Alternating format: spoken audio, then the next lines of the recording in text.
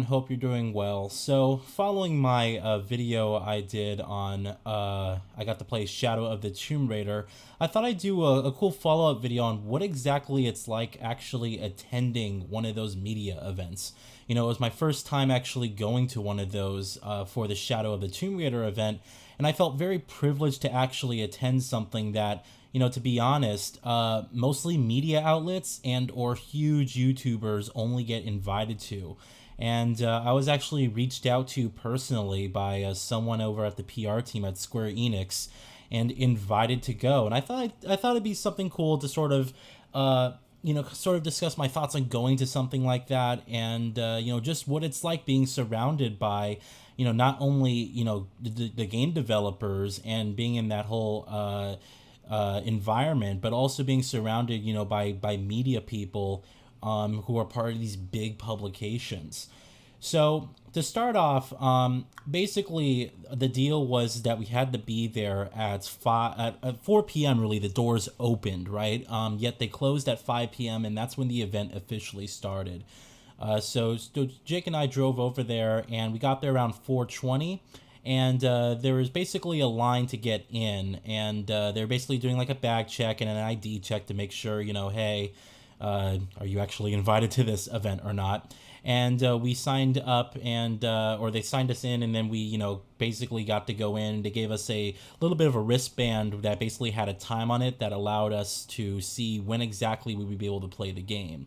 So both Jacob and I got a time for 7:45 p.m., which, you know, I was thinking that, okay, if the event starts at 5, they're probably going to do a presentation at 5 o'clock, and that presentation is probably going to last an hour, and then they're going to basically open the games, or the game demos up to the media attendees, and then, you know, you'll be able to go and play.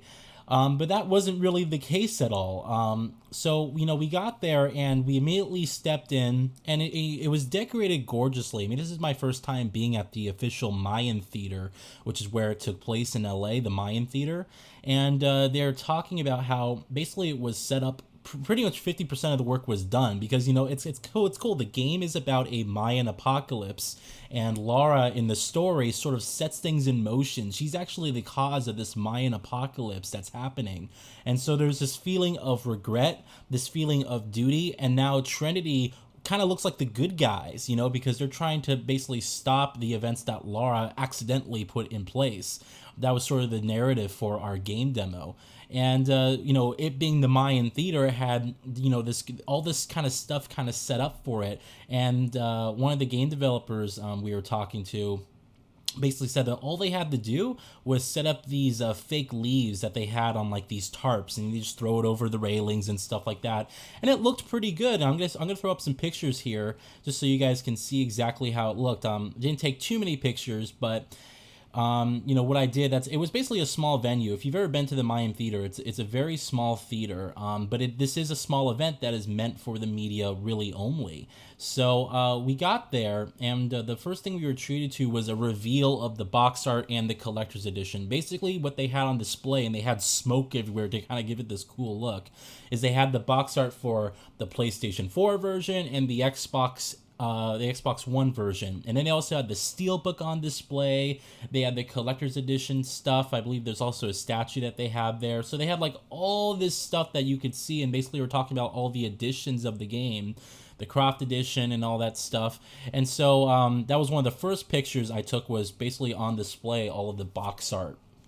And it was really cool. So after that, you walk down the hall, and you have to like push these leaves out of the way, and then you're kind of like let out into the open of the main theater. And immediately to your left was a bar, and then to your right they had like a Tomb Raider picture booth set up, where they had like a backdrop, and then you could choose what specific peripheral you wanted. So if you wanted like her pickaxes, or you wanted her bow and arrow, you know, you could choose one of those and actually take a picture, and they would send you like a little bit of a GIF after that. So you know, it was a lot of fun. You know, we got there, and I sort of, you know, I was like, okay, let's just get my bearings. I just kind of want to walk around the place and see exactly what the area is like. And so we got there, and we sort of, you know, it was a very small venue. There's kind of people everywhere. And so we went, there's like a little step down, like a little bit of a ramp, and you go down this ramp, and then you have like your main theater, and they had like tables set up. I mean, like I said, it was fairly small, to be completely honest with you. So after that, Jacob wanted to hit the bar, so I was like, okay, I personally don't drink, but I could have a soda or whatnot, and plus I was driving, so even if I did, it wouldn't have been smart anyway. But we went to the bar, and it was really cool. It was a free open bar. Like, you could literally get anything you wanted, and there's no cost. So I mean, I got a couple of Cokes, but they also had like pretty much any alcohol you could ever freaking want. And not only that, but they also had special alcohol that was like a mixture of all this different stuff that was named after different elements of the game. So you could order like the Mayan apocalypse, or you could order the Shadow, or order craft liquor, stuff like that. It was just kind of cool and fun, and very much in the theme of the game. So we basically kept going back to the bar. I kept going back for soda. Jacob tried all these different drinks, and he was nice enough. Jacob tipped the guy $10. So just to at least give him something. You gotta tip those guys. Those guys are really awesome. They're freaking busy all the time. Everybody wants refills and all this stuff. And it was so nice to just to kind of go there, have to really worry about anything. In fact, the only thing that I had to pay for when going to that event was parking. And luckily, really right next to the building was a parking venue, and it was only $10. So that was actually pretty good to be able to park right next to the venue. And so after that, I got my drinks, and I wanted to take a picture over at the Tomb Raider backdrop booth where you could choose your different item. And so I got in line to do that. It was a short line. And keep in mind, this was before like the events kind of started, so everybody was still kind of getting there. And I took my picture, and you would then after that you would walk off, and you would go to a tablet where they would load your images, and then you could select the email and all this stuff that you wanted to be sent to. And that took about 10 or 15 minutes for your image to actually pop up, so it kind of took a little while. And then that was pretty much it. By that time, we were kind of walking around and getting drinks. It was 5 o'clock, and they announced that the presentation was going to start. And here I'm thinking, okay, it's going to be like an hour long. And it wasn't. It was actually about 10 or 15 minutes, if that. Like, honestly, it was super short. They had the narrative director of Shadow of the Tomb Raider come out, and he was sort of like, all right, how's everybody doing? This is what we learned from the previous games. This is what happened in Tomb Raider. This is what happened in Rise of the Tomb Raider. This is what we're going to be doing in Shadow of the Tomb Raider. And then they talked about the different, gameplay features. They kind of just went like a brief overview, and I thought what they were going to do was to actually walk us through the gameplay demo that we were going to play, and then kind of walk us through, okay, here's the different stuff that we added in the environment. Here's the different things you want to look out for. Here's all the new features. So I thought we were going to actually see commented gameplay that was kind of walked through before we got to play the game. And that wasn't the case at all, actually. So all they did is after he was done talking, they played the trailer that's, available for you guys to see right now. They played the trailer, so we got to see the trailer, and then they said, okay, we hope you guys enjoy the game. And then that's it. So by this time, it's like 5:20, and I'm thinking to myself, oh shit, we have to wait till 7:45 to play our gameplay demo, right? And I'm like, damn. Look, I had my phone, but the reception wasn't that good in there, to be honest. That was like one of the very few times where I'm like sitting there saying to myself, damn, I really wish I brought my Nintendo Switch along, because that would have been perfect to have my Nintendo Switch in that instance. But again, my first time going to one of those events, I didn't really know what to expect. So, I'm thinking to myself, okay, we have to wait till 7:45. We'll just catch some drinks, do some other stuff, walk around, I guess. So, by that time, we got a few more drinks. We were just kind of talking, Jake and I. And Jake said, okay, do you want a refill? He went to get me a refill, right? So I'm waiting for him to come back. And, by this time, it's around 6:15, 6:30-ish. So we're making progress. And he comes back with the lead game designer and a refill of my Coke. I'm like, damn, you brought back the lead game designer, not just the game designer, the lead game designer on the game. So I'm thinking to myself, like I'm a bit like, just kind of speechless at the moment, because I mean, I have a great amount of respect for developers, and meeting developers is, to me, is always like an experience of meeting like a celebrity. It's always like damn, you make the games that I love, and you put in all this hard work and effort to make those games, especially the people from Eidos Montreal, who I particularly have a keen interest in because of their work on the Deus Ex franchise. And so he brings this guy along, and luckily for me, Jacob is a great talker. He's like a huge sociable guy who can talk your ear off like for hours on end. So I'm sitting there, and he I met with the game designer, and Jacob was doing most of the talking. Asking him some stuff like, oh, how long does it take to make this game, and we kind of talked a little bit about Deus Ex, and I guess the lead game designer that I was talking to didn't actually personally work on the Deus Ex franchise, but he was the guy who told me, hey, no, Crystal Dynamics isn't developing this one. Actually, it's completely us. And I didn't know that at all. This is the first time we're really seeing Eidos Montreal's logo like on the front of the box art. They're on the previous games, but they're always on the back, and I just thought that was interesting. But that's when I got confirmation, like, oh, Eidos Montreal is completely doing the Shadow of the Tomb Raider game. Which is fine by me. I'm not one of those people that says, oh, it has to be Crystal Dynamics. I love Eidos Montreal. Deus Ex is, again, one of my favorite series of all time, and as much as I was like slightly disappointed with Deus Ex Mankind Divided in comparison with Human Revolution, still, when it comes down to level design, there's hardly a game that's more complex than what that game has presented. So I mean, I was just kind of like wow, it was a really cool eye-opening experience. And I was telling him, hey, listen, I have a keen interest in actually writing stories for games, and that's always been like a passion of mine. And he just, referred me to the narrative director that was there, who I didn't get a chance to speak with him, unfortunately, because he was actually upstairs. I guess there was a private area upstairs where if you were media, you could do interviews. Now, I wasn't planning to interview anyone. Again, it was my first time actually going to one of those events. And so I didn't really ask questions about, oh, can I set up something for an interview for you guys? Again, I was kind of going there as like a first time experience for me. I just want to check it out, and I'm really privileged to be able to play the game. So he left. We still had like an hour or so until we got to play the game. So we literally just sat down, and there was like nowhere to sit. There was like no chairs whatsoever. It was kind of like you standing all the time. So we kind of had to sit down on the floor, and we just waited and waited and waited. And I was on my phone, and Jacob was playing some mobile game, until finally it was like 7:40, and said, okay, fine, let's go to the other room and let's check it out. So we went up there, and they immediately walked us to two TVs next to each other, and we just played the game. And I didn't know how long my demo was supposed to be. The first thing I did when I got into the game is I went into the options and I tried to see the settings.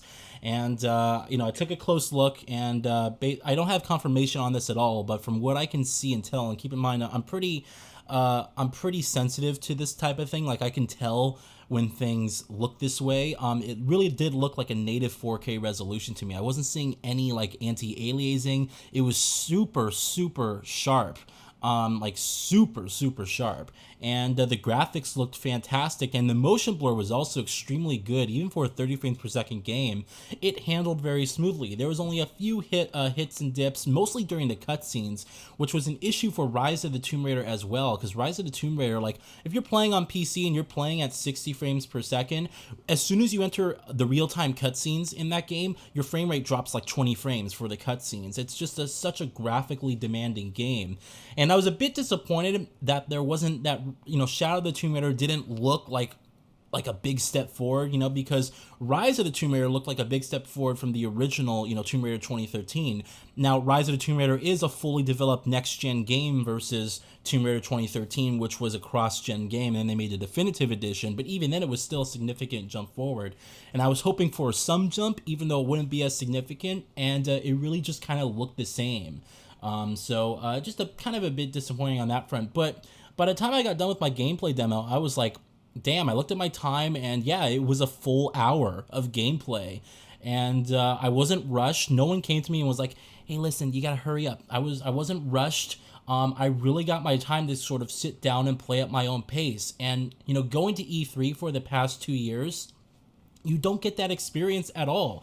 At E3, they like time you, or you play through like one demo section that's like 10 minutes long. Like sometimes you pick up the controller, you watch like a 5-minute cutscene, then you get to play like 2 minutes of the game, and you're just like, what the fuck? I didn't get to play the game. I mean, that's kind of how I felt with Assassin's Creed Origins when I played it early. I was like, I barely scratched the surface. I got to play like 7 minutes of the game, and I felt like I literally picked up the controller, and then I had to set it down. I had to move on, and it was such a pleasure to be able to play Shadow of the Tomb Raider. That's a game I'm highly anticipating.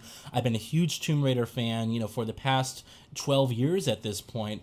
And it was just amazing to be able to go in there and play the game and at my own pace. And, I really had a great appreciation and really just, I was really privileged to be able to go and do that. I do not take, me getting invited to an event like that lightly. I'm not sitting here on my soapbox saying, yeah, look at me now. I was honestly still surprised to this day that I was even invited in the first place, because typically people like me don't get invited to anything like that. Yet I did here, and I just want to say, again, I know I said it in my Shadow Tomb Raider gameplay impression video, but the wind was terrible. You couldn't hear me, so I just want to make it clear that, thank you to Square Enix for just sending me out, and thank you for the PR people. I sent the PR girl I was in contact with a $25 gift card to Starbucks, just because I was like so thankful. And those people work hard, and you, in this industry and games industry and all this stuff, it's all about developing relationships, and these people definitely deserve it. They work extremely hard. So after our gameplay demo, it was like 9 o'clock. We decided to leave. There wasn't much to do, so we weren't gonna have more drinks. So we decided to leave, and they basically handed us gift boxes, and they had like these bags, these Tomb Raider bags, and inside the bag. Inside the bag was a sort of like a stuffed panther, and also one of those Day of the Dead candles. So with the Tomb Raider, logo and all this stuff on it. So we got some cool goodies after that, and it was kind of hilarious because and I'll put it, I recorded this video for Twitter, but I think I'll put it up here as well. So the Black Panther toy that we got was just like hilarious. It was hilarious. It was some famous panther that you could actually buy online, and all they did is they stuck a Tomb Raider collar on it, Shadow of the Tomb Raider collar on it. It was freaking hilarious. Nobody's gonna find out who the fuck it is. And the same fucking nose. It just shows you the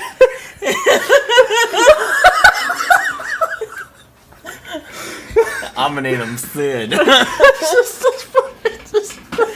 Is there a tag? It's a tag. No. Tiger Tail Toys! Tiger Tail Toys!